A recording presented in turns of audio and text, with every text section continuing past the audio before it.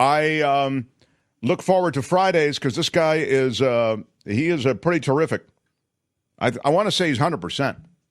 When it comes to reviews, recommendations, he is without peer. He covers the world of movies, of streaming, of music. It was a big loss this week in music, wasn't it, Michael Snyder? Indeed. He comes and goes on a rainbow. He's Michael Snyder, everybody, the Culture Blaster. Michael, hello. Hey, good morning, Mark. Good morning, Kim. Good morning to all the ships at sea. It's been a tough week, and if you don't understand that the Maui Inferno is more evidence of the climate crisis, you, my friend, are part of the problem. And, I don't know what to tell you other than that. Sending love to Hawaii.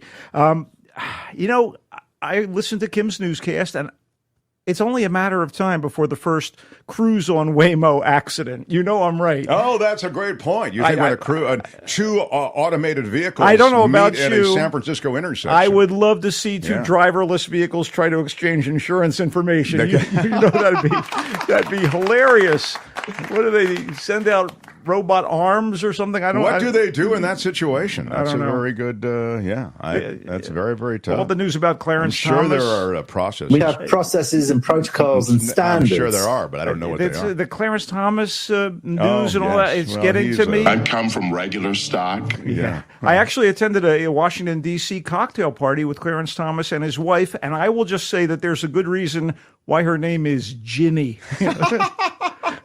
Anyway, for the Walmart parking lots. I love it. I love it, Ginny. I get it. I get it. So, two quick notes. One, love that you interviewed my friend Kate Flannery earlier in the week. Terrific interview.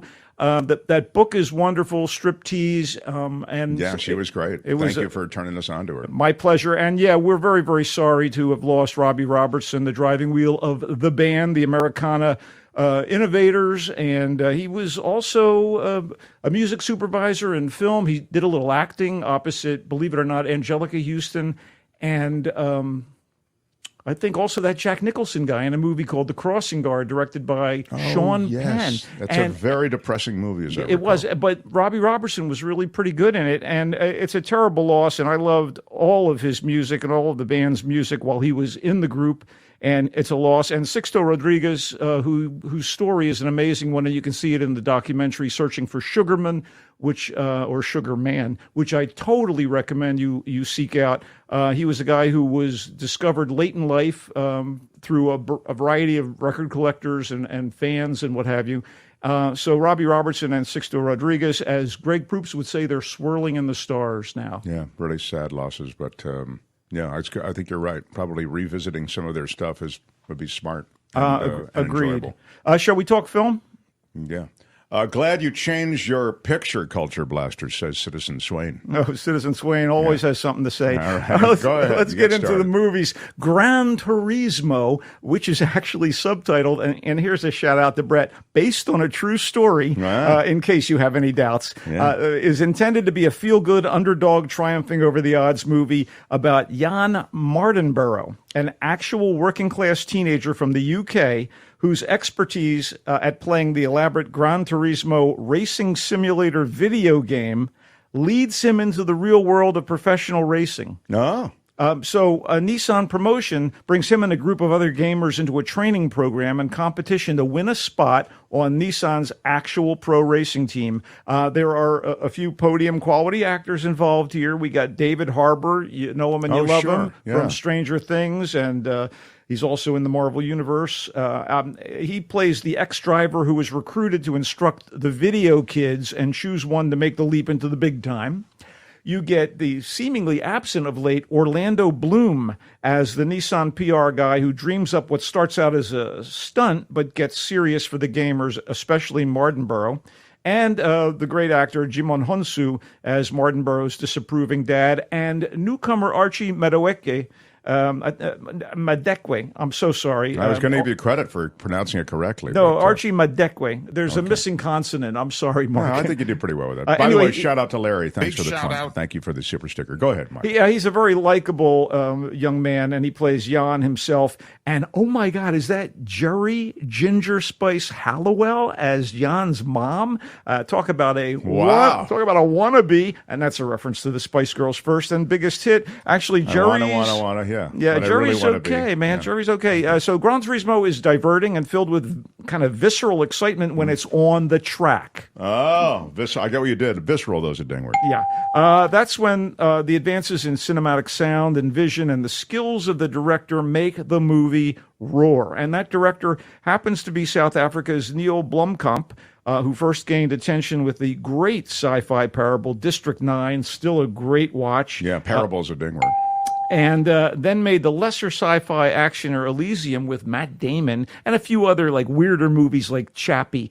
But Gran Turismo is 2 hours and 15 minutes long, and by the end, you feel it. I'm not saying that it goes around. Too much exhaust for you by the end. I think so. Yeah. It's not that it goes around in circles, if you get my drift. Oh, I totally get that. Some of the races are actually Grand Prix events, not just raceway repetition.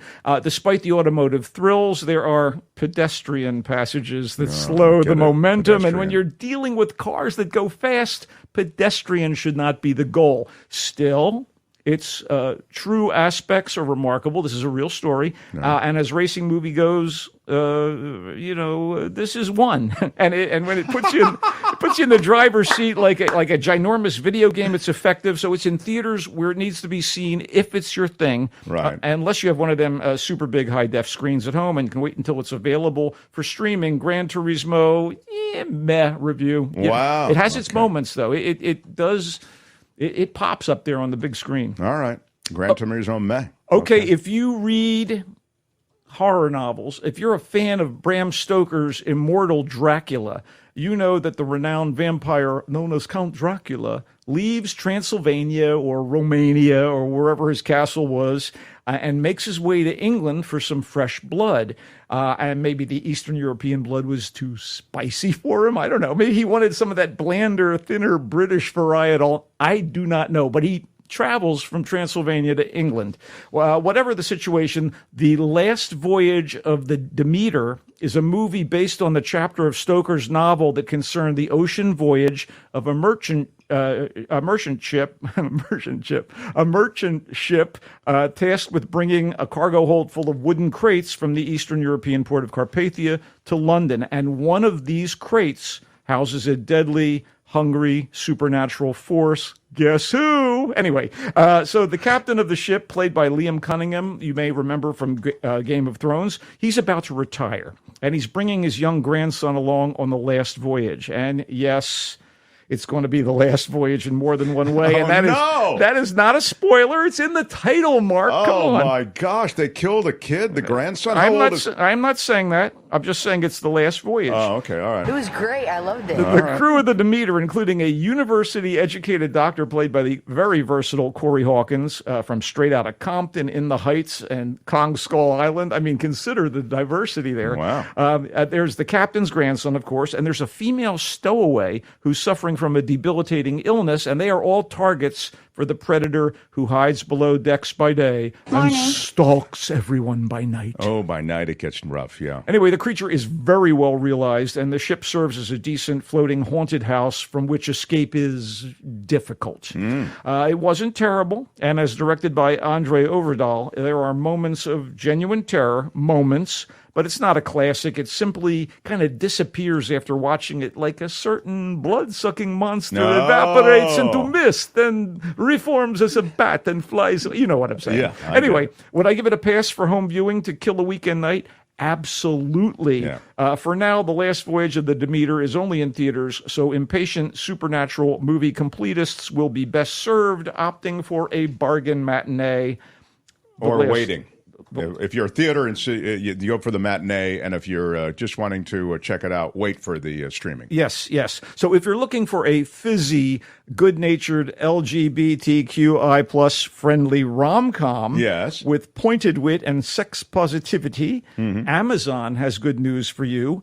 They're dropping Red, White, and Royal Blue today. It's a harmless fantasy, lightly dusted with political subtext, wherein the son of a female U.S. president, clearly a Democrat, and the grandson of a king of England, clearly an aristocratic prig, are drawn to one another after the initial friction between them melts away. Both are handsome young men with good hearts.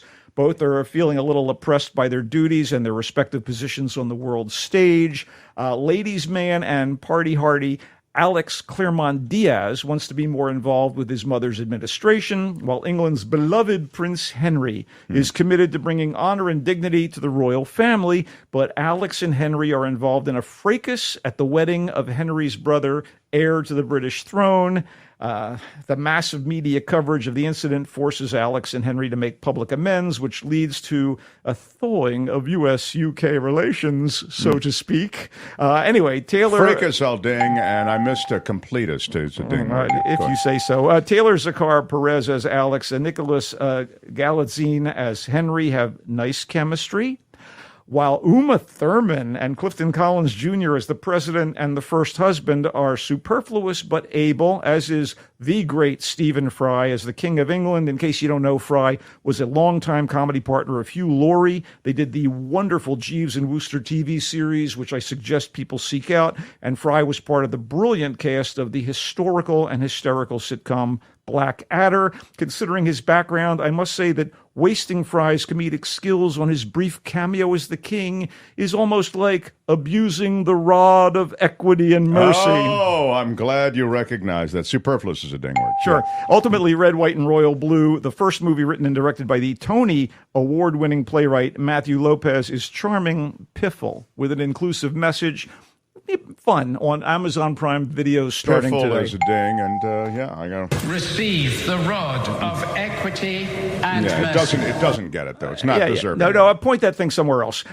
Jules is a sweet little film about the trials of growing old as seen through the lens of a whimsical science fiction tale.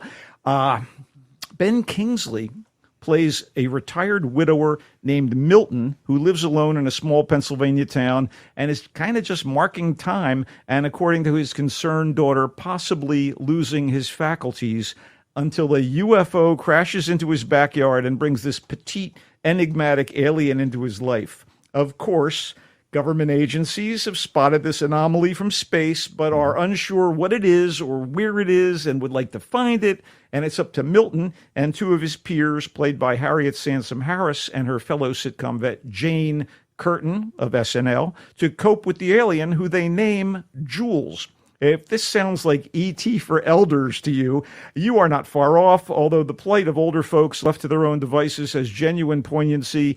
Kingsley is quite good, albeit restrained in his performance as Milton, a senior citizen seeking purpose, and who may find it as he tries to befriend his visitor from beyond. Casting Kingsley in a role like this may seem like getting a cannon to kill a mayfly, but Jules, which is directed by Mark Turteltaub, works on its own terms. Although it's not as cosmic as it might like to be, and it's kind of disposable, it definitely moved me in a gentle way. Jules is in theaters. Wow, you liked it. Ben Kingsley, interesting, Michael. He was 64 years old when he married his most recent wife.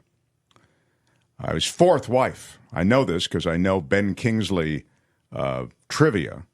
And Kim, What? I don't know if you're still, yes. But how old was Ben Kingsley's fourth wife, as he's 64? Michael's shaking his head. He hates that I distract from his. But I'm allowing Kim to weigh in on this. How, and everybody else, how old is Ben Kingsley, who's the star of Jules, Michael's recommendation? Yeah, but pleasant movie. Pleasant movie. He stars. He's just married his fourth wife. And I believe, when I say just, this is his most recent wife. He's 64. How old is she? Wait. Now, is she Jerry Lee Lewis's granddaughter? She is. Her name is Daniela Lavender, his fourth wife. She's an actress. That's not her real name. Lavender is her last name? Daniela Lavender. How old do you think she is? I'm Kim Rose. So wait, you said he's 64? Because Right. I thought he was a lot older than that. No. He was 64 when they got married in September of 2007. Okay, that makes more sense now. Yeah, do the math, Kim. Do the math. So how old is she right now? No. How old was she when they got married? He was 64. How old? She was 32, I'm going to guess. 33. I will award points. Oh, Excellent. Well done. Wow, Well that was done. close. Michael, back to you. Okay, yeah, well, let's wrap things up on the movie front. Internationally acclaimed leading lady and a superstar in her native France. This is my favorite film of the week, by the way. Juliette Binoche seldom disappoints. She has major big-budget movies on her resume, but she's just as likely to do a small, emotionally resonant movie like her latest French feature, Between Two Worlds.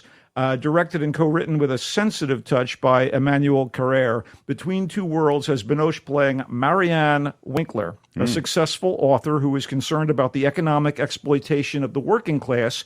So she goes to the northern seaside town of Caen to investigate the hardship facing all too many in the population. She passes herself off as penniless and a job seeker who would like to work as a cleaning woman, which leads her to form relationships with fellow workers under false pretenses, but with presumably good intentions. There's sort of like a poor like me vibe here. You know, the well-to-do woman slumming to see how the little people live. I mean, there's a certain implied nobility to the idea of a famous author getting her hands dirty to reveal the plight of the desperate and demeaned underclass. And there's more than a little undercover boss as well when you see this thing. Marianne and her new comrades have to clean a lot of toilets, let me tell you. Wow. And to its credit, Between Two Worlds does what Marianne's book wants to do. It shines a light on the sad truth of those who need to do tedious, unpleasant, but admittedly honest work for barely subsistence wages, and it doesn't shy away from the idea that Marianne is exploiting the people she encounters and befriends. Oh, that's interesting. Yeah, But because, maybe not as much as the employees exploit them, or the employers, rather. Sure, subsistence. In any case, Binoche is as good as ever, and the supporting cast comes off as very, very real, all too real. Between Two Worlds is another worthy addition to the Binoche filmography. It is in select theaters. Filmography.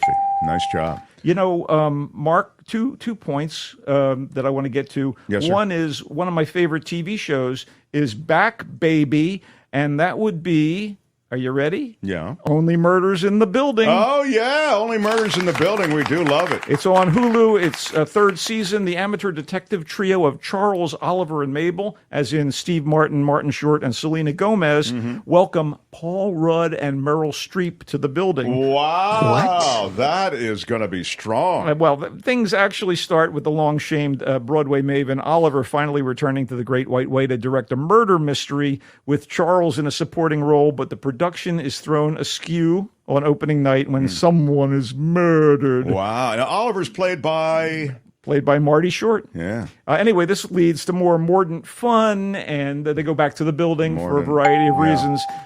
You know, the show continues to hit it out of the ballpark. It really is a funny show, huh? I mean, it's a good show. It's also, you know, Courtney loves the murder stuff and listens to a lot of murder podcasts and watches a lot of... She says the kind of the murder yarn holds up, too. The mystery holds up. Genuinely speaking, I would say so. And this one looks like it's going to be a naughty one. The only other thing I do want to point out to people is Bruce Bochy is back in San Francisco tonight at Oracle Park with the Rangers. Sure. The team that after a hiatus from managing, he decided to helm.